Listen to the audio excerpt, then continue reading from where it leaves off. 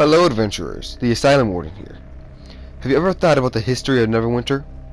If not, then let me guide you through the long history, starting with the Spellplague, a horrible event that devastated NeverWinter and its citizens for decades. Now what I'm about to tell you comes from two journals, one from that of a warlock, and one from that of a normal wizard. Act 1. A warning from Corthan. Talu, I know we parted on poor terms when last we spoke, but you must listen to me now.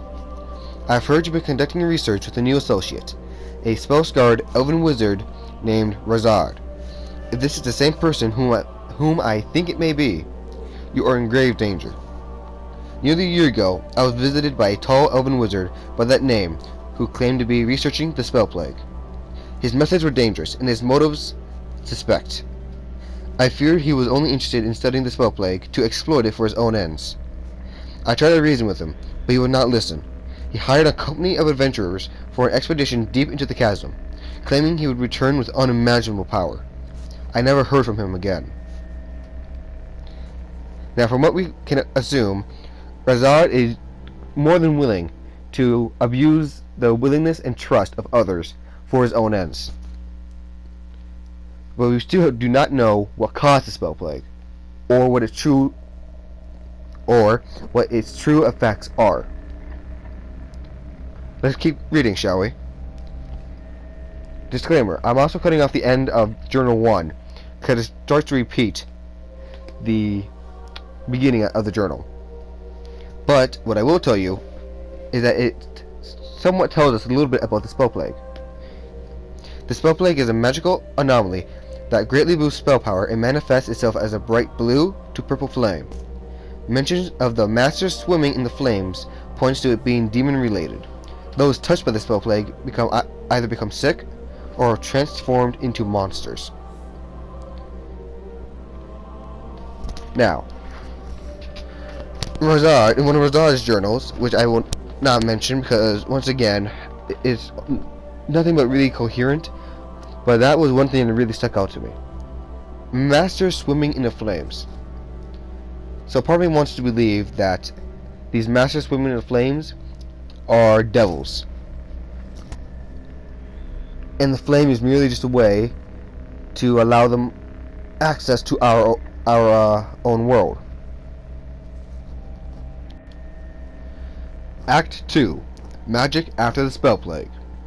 After the terror had subsided, many mages discovered that it had changed the way magic worked all across the face of Firon. Many spells were difficult to access, and now required elaborate rituals. Others became so easy that wizards could cast them at will. The entire foundation of magic had been altered, and mages now had to relearn all they knew. So we know that Spellplague had nearly altered reality, and was decided the only real change that it had caused was the alteration to magic, along with some chunks of the earth floating above and being suspended there. But what did Razard do to unleash such a hellish disaster? I believe that he had freed the so-called masters as to steal their power, but in the end, freed many of the demons that had been locked away. Later in the quest, you see Razard transform into a giant demon, believing that he cannot be killed. Upon defeating him, he calls out to the demons, saying that they lied to him, saying that he was immortal. As we all know, demons are not to be trusted, and he had freed them from their shackles, allowing them to run free. So I ask all of you adventurers, stay safe and don't go trusting demons anytime soon. Hey there, everyone, the Asylum Warden here. I really hope you all enjoyed this NeverWinter lore video about the Spellplague. This is kind of like my first time doing a lore video, so I'm sorry for all the stutters and pauses.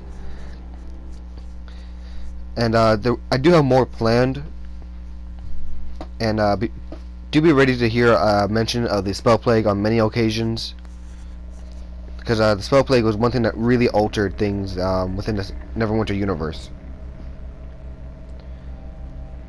And yeah, I really hope you all enjoyed Leave down below in the comments what you think the Spellplague was. And have a nice day, everyone.